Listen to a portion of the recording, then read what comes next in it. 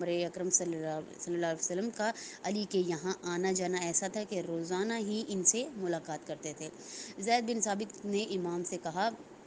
یا رسول اللہ صلی اللہ علیہ وسلم کے نزدیک جو مقام آپ کو حاصل ہے کوئی اس کی برابری نہیں کر سکتا، یعنی امام کا ایک مقام بتا رہے ہیں اہل سنت کے ہاں، ٹھیک ہے۔ زید نے یہ بات اس زمانے میں کہی تھی جس زمانے میں وہ حضرت عثمان کے زبردست حامیوں میں سے تھا، ٹھیک ہے۔ حامی کس کا ہے؟ عثمان کا ہے، لیکن فضائل کس کے بیان کر رہا ہے؟ امیر المومنین کے بیان کر رہا ہے، یعنی کہ ہم وہ بات کر رہے ہیں کہ دشمنوں کے حوالے سے، یعنی جو منکر ہیں امیر المومنین کے، لیکن ان کے منہ سے بھی ایسی جو ہے وہ فضائل امیر المومنین کے بیان ہو رہے ہیں، ان کو یہاں بھی بیان کر رہے ہیں۔ اسی وجہ سے حضرت علی علیہ السلام اسلام کی ایسی معرفت رکھتے تھے جیسی معرفت اور کسی صحابی کو حاصل نہ تھی۔ آگے دیکھیے قرآن کہہ رہے ہیں کہ بلا شبہ اصحاب رسول صلی اللہ علیہ وسلم میں بھی کوئی بھی علم و دانش میں علی کا ہمسر نہ تھا۔ یہ وہ حقیقت ہے کہ جو خود رسول اللہ کے فرامین اور اصحاب رسول کے کلمات میں بیان ہوئی ہے، اور تاریخ بھی اس کی گواہی دیتی ہے کہ پیغمبر اکرم کا یہ فرمان ہے کہ انا مدینۃ العلم و علی بابھا، میں علم کا شہر ہوں اور علی اس کا دروازہ ہے۔ اس حقیقت پر، یعنی کہ اس بات سے مولا کے علم پر بھی جو ہے یہ حدیث دلیل ہے۔ اس حقیقت پر بہترین گواہ ہے کہ خود امام کا بالائے منبر یہ اعلان کہ سلونی سلونی قبل ان تفقدونی، کہ مجھ سے پوچھ لو اس سے پہلے کہ میں تمہارے درمیان نہ رہوں، آپ کے عظیم علم و دانش کا مظہر ہے۔ سعید بن مسیب کے بقول یہ دعویٰ امام کے علاوہ کسی صحابی نے نہیں کیا۔ پیغمبر اسلام نے امام کو مامور کیا آپ لوگوں کو وضو و سنت کی تعلیم دیں۔ حضرت عائشہ جن کا علی اور فاطمہ کے ساتھ معاندانہ طرز عمل زمانہ رسول سے ہی ظاہر تھا، کہتی ہے کہ اعلیٰ عالم الناس بالسنہ، علی لوگوں میں سنت کی سب سے بڑے عالم ہیں۔ معروف تابعی عطا کہتے ہیں کہ اصحاب رسول میں فقہ ترین شخص علی ہیں۔ عمر بن عبدالعزیز نے بھی امام کو اصحاب رسول میں زاہد ترین فرد قرار دیا ہے، یعنی کہ یہاں پہ اہل سنت جو جتنے بھی لوگ ہیں کہ جو امام کو نہیں مانتے، بظاہر وہ امام کے لیے بغض رکھتے ہیں، ان کی فکری اور سیاسی طور پر جو ہے ان کے بارے میں بتایا جا رہا ہے کہ وہ خود اپنی زبان سے امیر المومنین کے فضائل کو بیان کر رہے ہیں، ان کے مقام کو بتا رہے ہیں، احادیث کو نقل کر رہے ہیں، ٹھیک ہے۔ تو یہ ہمارے لیے سب سے بڑی دلیل ہونی چاہیے کہ اگر ہم کسی سے بات کریں تو ہم ان کی ہی کتاب سے جو ہے ریفرنس دے کے بتائیں کہ یہ کتاب ہے، یہ آپ کی جو حضرت عائشہ کی حدیث ہے کہ جو خود مقام امیر المومنین کو جو ہے بیان کر رہی ہیں، ٹھیک ہے۔ یہیں تک قرآن آپ لوگوں نے پڑھ کے آنا ہے اور یہیں تک میں آپ لوگوں سے سنوں گی، تو انشاءاللہ رات کی کلاس میں ملاقات ہوتی ہے، تب تک کے لیے خدا حافظ۔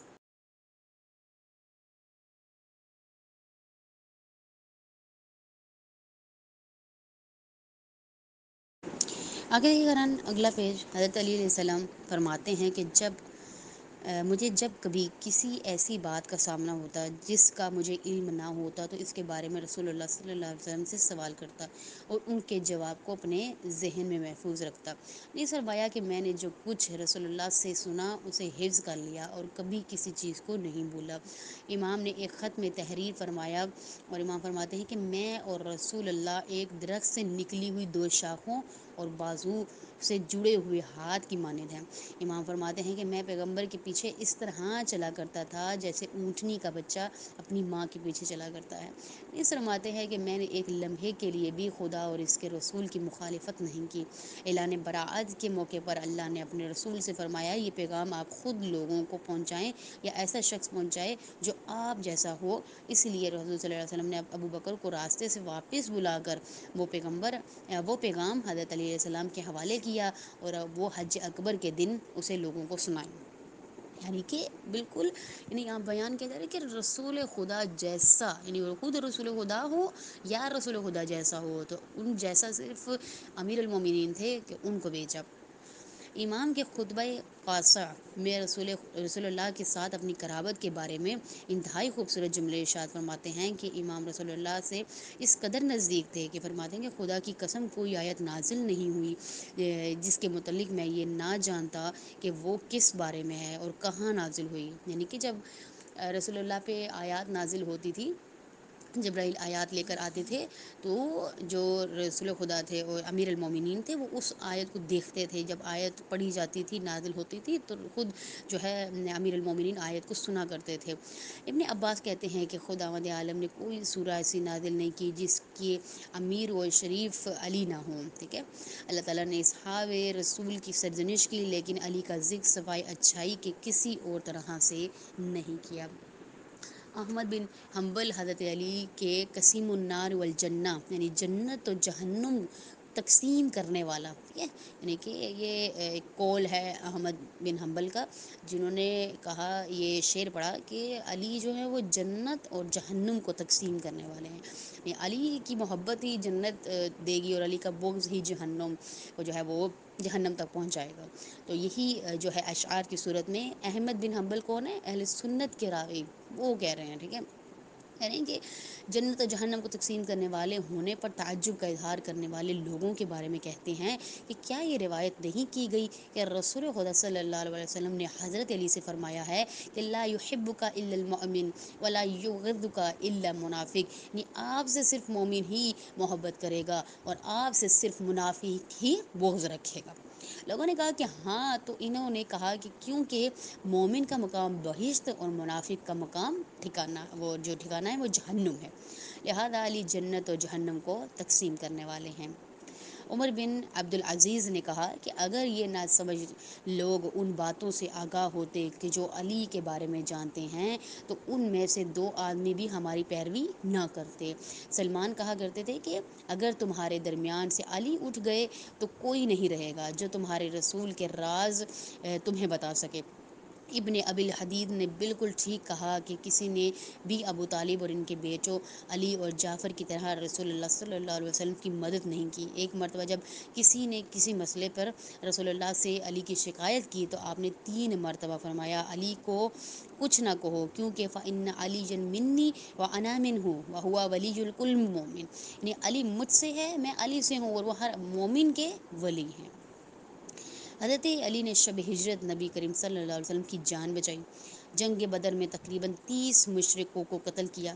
جنگ احد میں جب آپ کے بہت سے مسلمان میدان جنگ سے فرار ہو چکے تھے، آپ اللہ کے رسول کے ساتھ رہے اور آپ کی جان کی حفاظت کی۔ جنگ خندق میں آپ کی ایک ضربت نے جو آپ نے عمرو بن عبدود کو لگائی تھی، اسے پیغمبر اکرم نے جن و انس کی عبادت سے بڑھ کر قرار دیا۔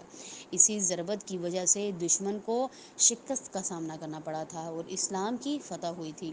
آپ اکثر جنگوں میں لشکر اسلام کے علمدار ہوا کرتے تھے۔ آگے دیکھیے قرآن کہہ رہے کہ رسول خدا کی امام پر خصوصی توجہ کی ایک دلیل یہ بھی ہو سکتی ہے کہ آپ نے اپنی دختر سیدۃ النساء العالمین کو آپ کے عقد میں دیا، یعنی کہ ان کی شادی کیا امیر المومنین سے۔ ان سے پہلے حضرت ابوبکر اور حضرت عمر نے بھی حضرت فاطمہ زہرا سلام اللہ علیہا کی رشتہ طلب کیا تھا، لیکن آن حضرت نے ان کی درخواست قبول نہیں کی تھی۔ لیکن جب امام رشتے کے لیے تشریف لائے تو آن حضرت نے قبول کیا اور فرمایا لست بدی جال، یعنی کہ فاطمہ تمہاری ہی زوجہ ہے۔ جب حضرت علی علیہ السلام اور حضرت فاطمہ کی شادی ہونے لگی تو حضرت صلی اللہ علیہ وسلم نے آپ سے فرمایا کہ اپنے لیے ایک گھر کا بندوبست کرو۔ امام کو ذرا فاصلے پر ایک گھر ملا۔ شادی کے بعد آن حضرت نے امام سے خواہش کی کہ آپ کے نزدیک آ کر رہیں۔ یہاں پہ بھی ایک ریفرنس نیچے دیا ہے، اس کو دیکھیں کہ طبقات الکبریٰ اس جملے کو 2 طریقوں سے پڑھا جاتا ہے، یہ جو ہم نے اوپر لستو کا لفظ پڑھا ہے، لستو اور لستا۔ ابن سعد نے پہلے طریقے سے پڑھا اور تفسیر کی، یہ جو ہے اس میں یعنی کہ جو رجال کی کتابیں ہیں اس میں 2-3 مطلب یہاں پہ نکلتے ہیں، یہاں پہ شارٹ فارم میں یہ کہنے کی، یعنی حضرت نے پہلے ہی حضرت علی کو حضرت فاطمہ کے ساتھ شادی کا وعدہ دے دیا تھا، پہلے ہی۔ رشتہ طلب کرنے کی روایات میں تحقیق سے معلوم ہوتا ہے کہ وعدے کی کوئی بات ہی نہیں تھی، یعنی 2 طرح کی روایات جو ہے وہ ملتی ہیں۔ آگے دیکھیں حارثہ بن نعمان نے اپنے گھر کی قربانی دی اور اسے امام کے سپرد کیا۔ یوں رسول خدا صلی اللہ علیہ وسلم کی یہ خواہش پوری ہوئی۔ شاید اسی لیے عبداللہ بن عمر کہا کرتے تھے کہ نبی اکرم صلی اللہ علیہ وسلم کے نزدیک علی کا مقام جاننا چاہتے ہو تو آن حضرت کے گھر سے ان کے گھر کا مقام دیکھو۔ مسلمانوں کے درمیان عقد اخوات کی برقراری کے موقع پر رسول کریم نے اپنے بھائی کے طور پر حضرت علی کا انتخاب کیا۔ جب رسول اللہ صلی اللہ علیہ وسلم کا خطبہ ارشاد فرماتے تھے تو حضرت علی علیہ السلام دور کھڑے ہو کر آن حضرت کے جملوں کو دہراتے تھے، اور جب پیغمبر اکرم غضبناک ہوتے تو اس موقع پر امام کے سوا کسی اور کو آپ سے بات کرنے کی جرت نہیں ہوتی تھی۔ لوگ اپنے مسائل کے حل کے لیے حضرت علی کو واسطہ بنایا کرتے تھے۔ اہل سنت نے حضرت عائشہ سے نقل کیا ہے کہ انہوں نے کہا کہ رسول اللہ کے نزدیک عورتوں میں فاطمہ اور مردوں میں علی محبوب ترین تھے۔ دیکھیں اہل سنت کی ہر حدیث اہل سنت کی یہاں پہ بیان ہو رہی ہے تاکہ ہم اگر کسی کو دلیل دے سکیں تو ان کی احادیث سے دلیل دیں، ٹھیک ہے۔ پھر دیکھیں کہہ رہے ہیں کہ رسول اللہ صلی اللہ علیہ وسلم نے ایک صحیح ترین حدیث یعنی حدیث منزلت، یہ جو ہم پڑھ چکے ہیں، میں حضرت علی علیہ السلام اور اپنے درمیان میں وہی نسبت قرار دی جو نسبت ہارون کو موسیٰ سے تھی۔ جب کبھی کوئی مشکل پیش آتی اور کسی کو معاملات کی اصلاح کے لیے بھیجنا ضروری ہوتا تو اس موقع پر رسول کریم صلی اللہ علیہ وسلم حضرت علی کو ہی بھیجا کرتے تھے۔ جب امام سے پوچھا گیا کیا وجہ ہے کہ دوسرے اصحاب کے مقابلے میں آپ زیادہ احادیث نقل کرتے ہیں تو امام نے فرمایا لَإِنِّي كُنْتُ إِذَا سَأَلْتُ أَنبَأَنِي وَإِذَا سَكَتُّ ابتدائی، اس لیے کہ جب میں آن حضرت صلی اللہ علیہ وسلم سے کوئی سوال کیا کرتا تھا تو وہ مجھے جواب دیا کرتے تھے، اور جب میں خاموش ہوتا تھا تو آپ خود آغاز سخن کیا کرتے تھے۔